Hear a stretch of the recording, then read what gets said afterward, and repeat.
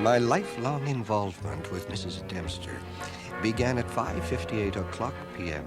on the 27th of December, 1908, at which time I was 10 years and 7 months old.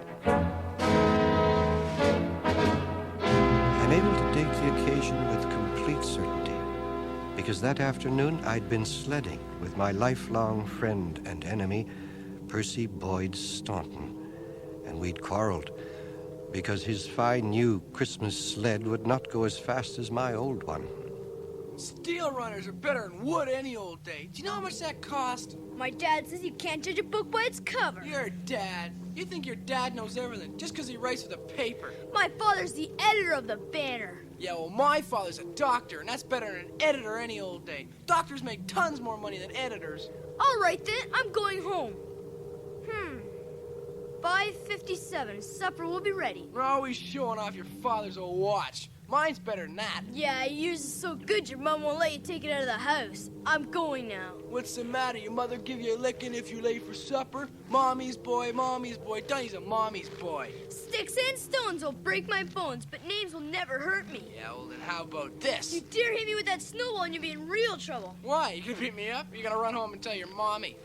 Ha, you missed. You couldn't hit the broadside of a barn anyhow. Yeah, well, I can hit your big ass because it's broader than a barn. You better not throw that, and you better watch your language because that's Reverend Dempster up ahead. The Reverend Amasa Dempster and his wife always took a walk at this time after dark when most people were at supper, because Mrs. Dempster was going to have a baby, and it was not the custom in our village for pregnant women to show themselves boldly in the streets. I was sure that Percy would try to land one last insulting snowball on me before I ducked into our house. So to prevent that, I stepped briskly in front of the Dempsters. Hello, Reverend Dempster. Mrs. Dempster. Good evening, Dunstable. Why, hello, Dunny. Did you have an ice cream? Ah! Mary, what's the matter? Oh, something hit me. Oh, careful, you're making me slip. Look out! Ah! Oh! Are you all right? Are you hurt? Oh. Take me home, Amasa. Take me home right away. Well, are you... Oh. Can you get up? Mary, please try to help. Can you move? Oh, shh, my dear, shh. The whole street will hear. Dunstable, lend us your sled to get my wife home. Yes, sure, Reverend. Pull the sled over here while I lift her. Easy now, easy.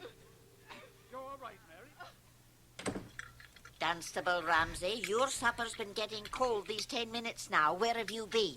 I couldn't help it, Mother. I had to help Reverend Dempster take Mrs. Dempster home. Mrs. Dempster? What happened?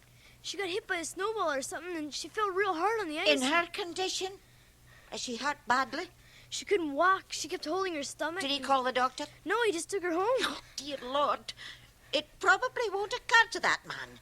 He'll be standing there praying over her more likely than not. Oh, I'd better just step over there and see if there's anything I can do. The Dunstable, don't you dare sit down at that table before you've scrubbed those hands. George, see that the boys are in bed by 8:30 if I'm not back by then.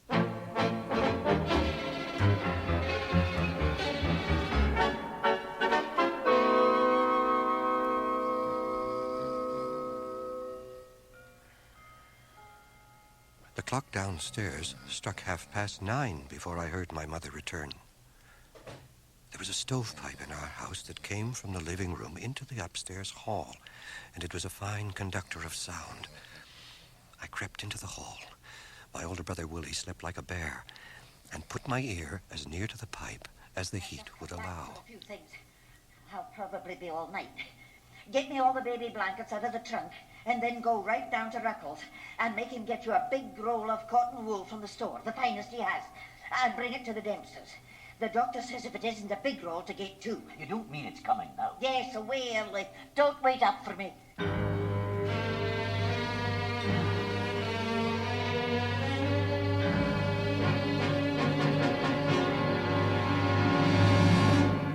It was 4 a.m.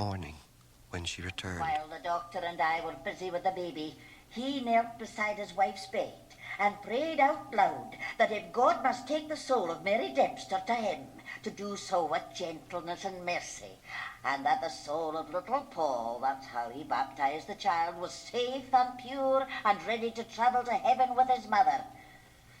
It was all I could do to hold my tongue.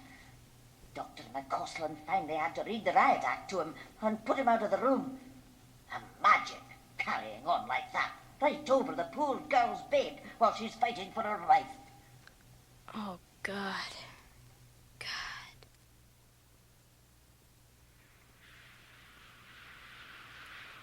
Yeah, my pa says McCausland really had his hands full with that one. Yeah. The baby came too soon. Did it? And you know why. No, I don't. Yes, you do. You threw that snowball. I threw a snowball at you, and I guess it gave you a good smack, too. Do you mean to say that's what you'd think? You bet it's what I think. And it's what you better think, too, if you know what's good for you.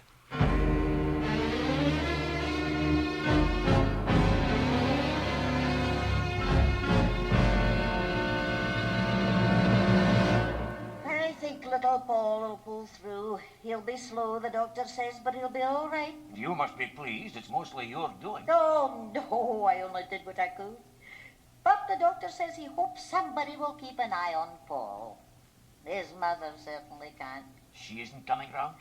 It doesn't appear so.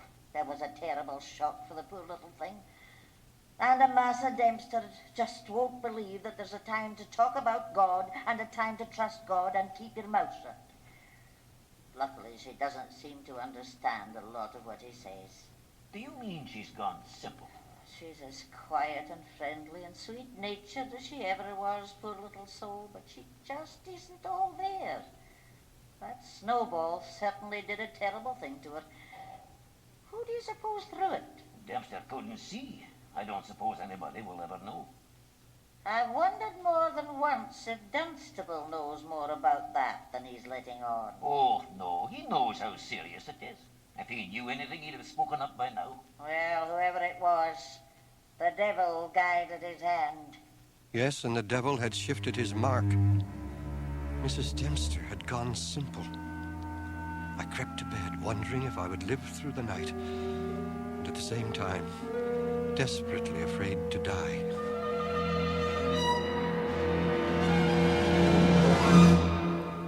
She's no different from what she was before, really, except now she's more so. Was never meant to be a preacher's wife, I'm afraid. Oh, well, thank the good Lord she seems to be perfectly able-bodied again anyway.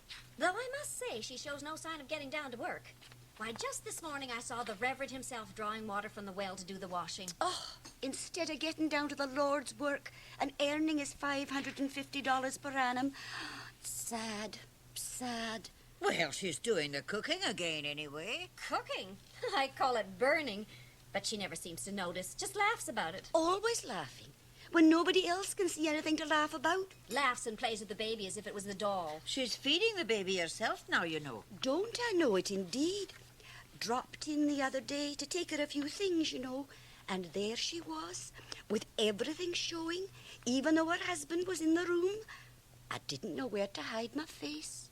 Dunstable, Yes, Mother. have you finished your homework? Just about done. Well, you can finish it later. I want you to take this loaf of bread over to the Dempsters while it's still hot. And chop some more wood while you're there. Yes, Mother. And if you see any chalk marks on their veranda, rub them out. Chalk marks? They're put there by tramps, you see, as signals to one another to show the house is good for a generous handout. The poor woman has never understood thrift.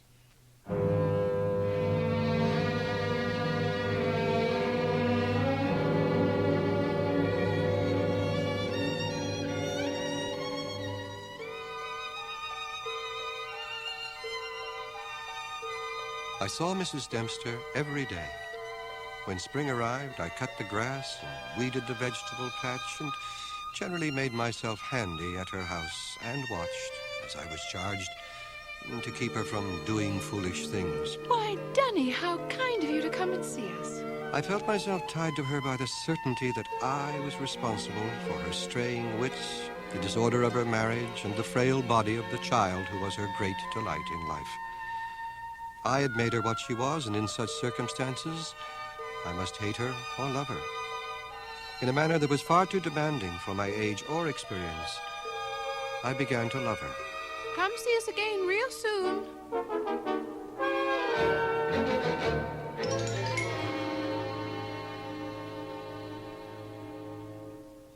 Hey, Dunny, come and play some ball?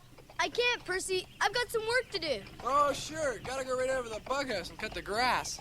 The bug house? The Dempsters. That's the bug house now where a crazy lady lives. She's not crazy, and don't you say that. Why not? Everyone knows it's true. You're crazy yourself. Everyone knows it but you. Bye, Dunny. Come see us again real soon. You stop that. You know anyone calls you behind your back? Nursey Dunny, looking after the crazy lady. You stop that, or I'll What do you do? I'll tell everyone what your mother calls you. That she calls you Pidgey Boy.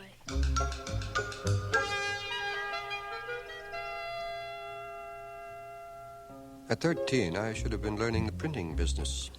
My father was neat-handed and swift, and Willie was following in his steps. But I was all thumbs and really not much good at anything in the shop. So to keep me from under his feet, my father found me a position as part-time under-librarian at the Deptford Library. I was appointed to this job at a salary of nothing at all, the honor being deemed sufficient reward. 3 afternoons a week, I opened our one-room library in the upstairs of the town hall and lorded it over any school children who appeared. Once I had the dizzy pleasure of assisting Leola Crookshank, a classmate of mine, who had corkscrew curls and a great way of never meeting your eyes. I have to write an essay about the equator, so I want to find out whether it goes over the top or around the middle. And I don't know where to find that. I guess we should look in the encyclopedia, under E. Oh, you're so smart, Dunny. You're the smartest boy in the class.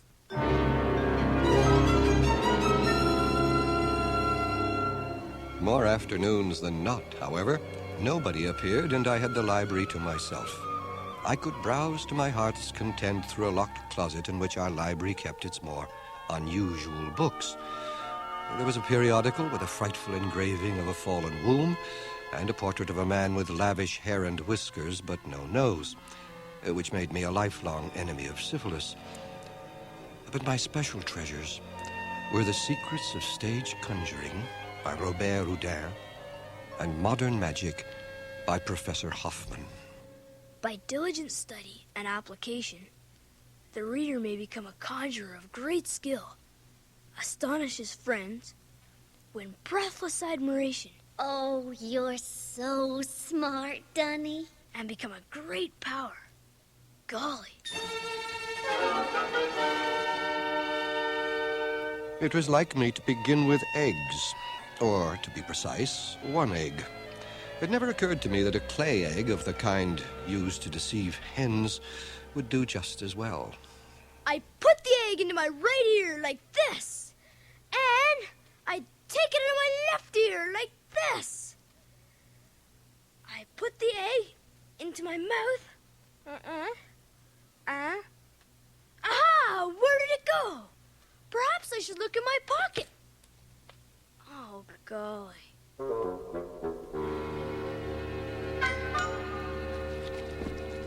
Dunstable, what are you doing there? Oh, Mother, I thought you were out.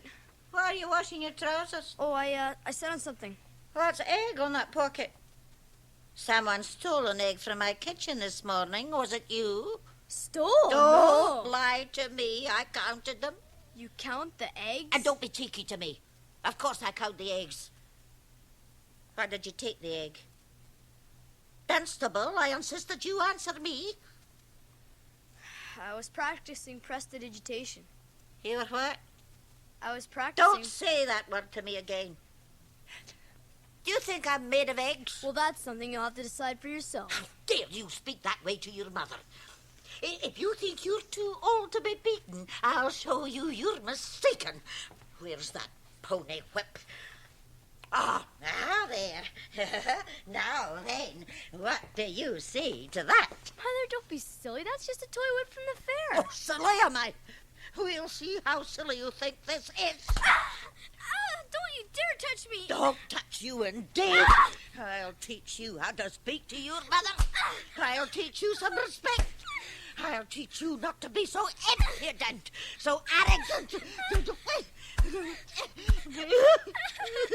Oh, Dunstable, you have hurt your mother terribly. I'll not speak to you until you apologize.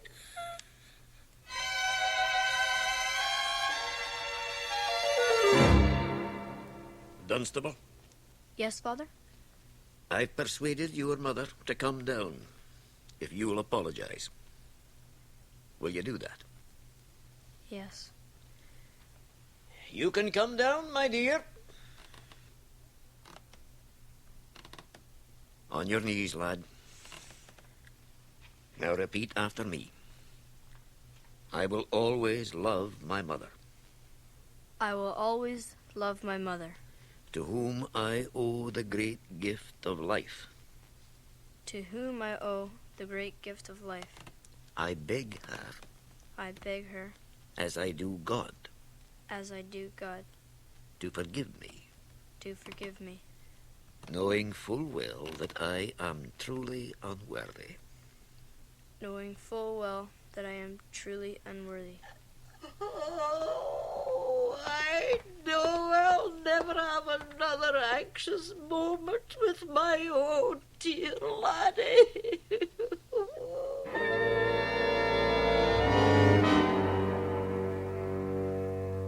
Instead of sickening me of magic, this incident increased my appetite for it.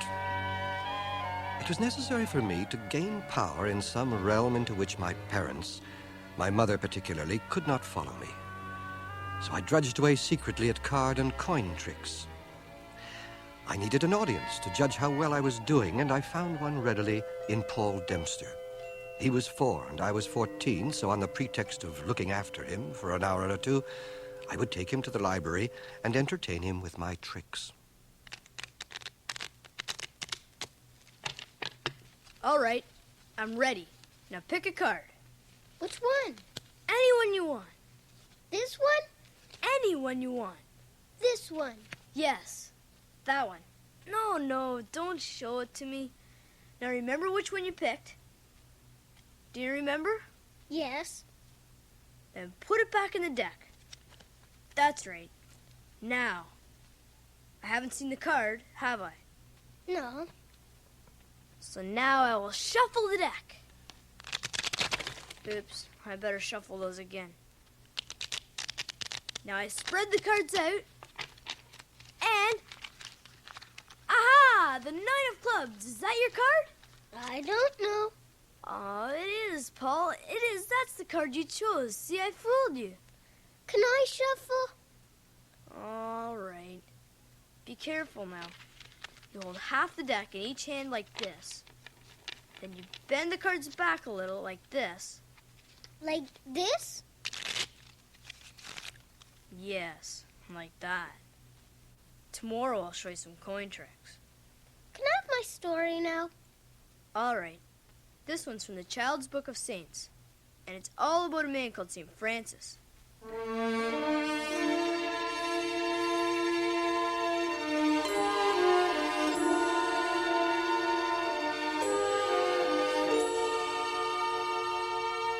Dunstable, Yes, Reverend Dempster? come into my study. I want a word with you. Kneel with me. Heavenly Father, in the difficult task that I'm about to perform, I seek your help. Help me to be just, but not uncharitable. Let God's love cleanse the impurities from a sinful mind. Amen. Amen. Dunstable. This morning there were 3 cents change from the baker's visit. My son picked them up from the table and caused them to vanish. You mean he stole them? Don't pretend to misunderstand. You've been teaching him deception. You've been teaching him trickery and cheating. Oh, no, sir. It's not cheating. It's sleight of hand. It's skill. And is it skill you've been teaching when you put playing cards, the devil's picture book, into the hands of an innocent child? And worse, You've been teaching the boy to cheat with the cards, to handle them like a smoking car gambler. And worse yet, you've been corrupting his mind with stories about saints. But they're just stories, sir. In a book. If you don't know that the veneration of saints is one of the vilest superstitions of the Scarlet Woman of Rome, then I'm going to have a word with your minister to make sure you find out. Paul confessed blasphemies about somebody who spent his life praying on a pillar 40 feet high, about St. Francis who saw a living Christ on a crucifix, and St. Mary of the angels, and more of such devil's slime. My blood froze to hear it. But that's not what those stories are like. Blasphemy and corruption! And I can see that it must be beaten out of you as it was with Paul. Will you take your punishment from me? Or would you prefer that I tell your parents and leave it to them to do their duty? I guess you better tell my parents. And you can tell Reverend Boyer, too. See if they listen to you. Very well. You leave me no alternative. I must ask you to never set foot in my house again, nor to speak to any of my family. Do not dare to ever come near my son again. I will pray for you.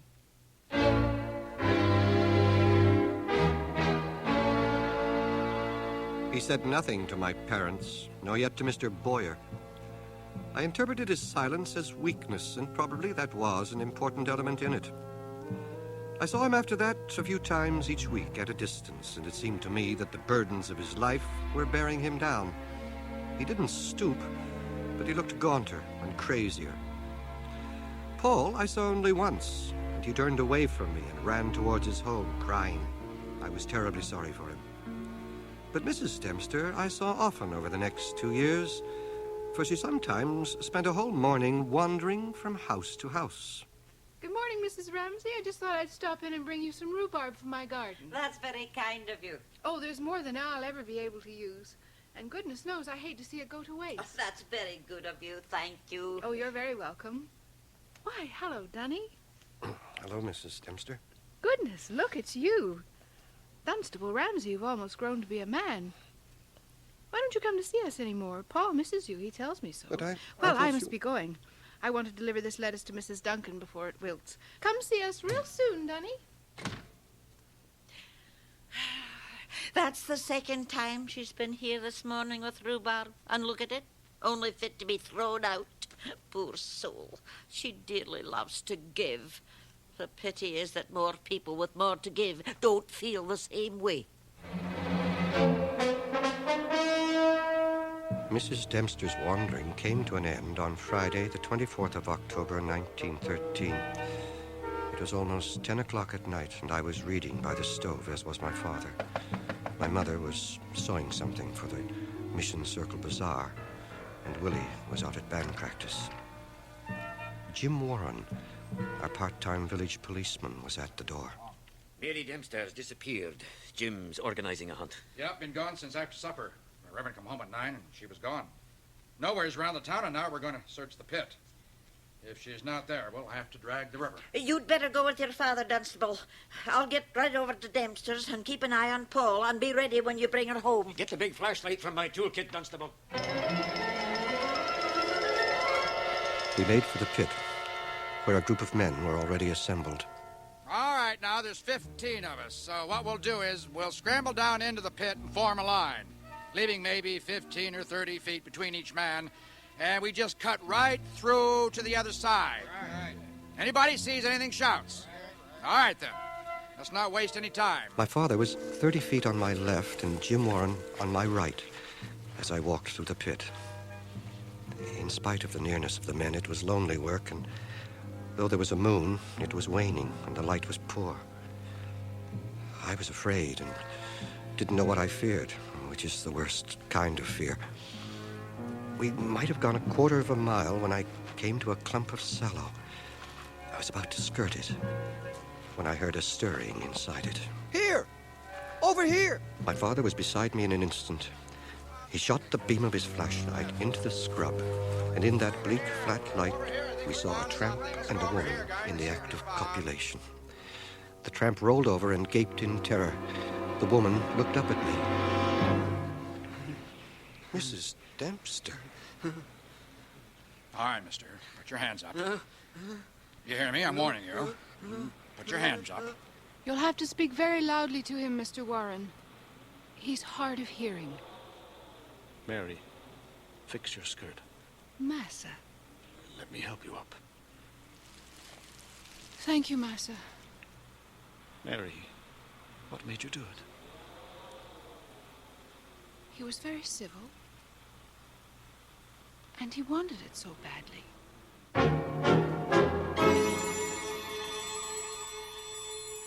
The town of Deptford buzzed and hummed all day Saturday.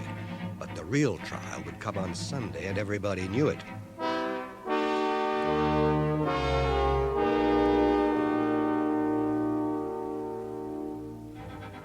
At church on Sunday, everybody was aching to know what would happen at the Baptist service. At the Presbyterian church, the Reverend Andrew Boyer prayed, "For all who are distressed in spirit, and especially for a family known to us all who are in sore travail." And something of a similar intention was said in the Anglican and Methodist churches.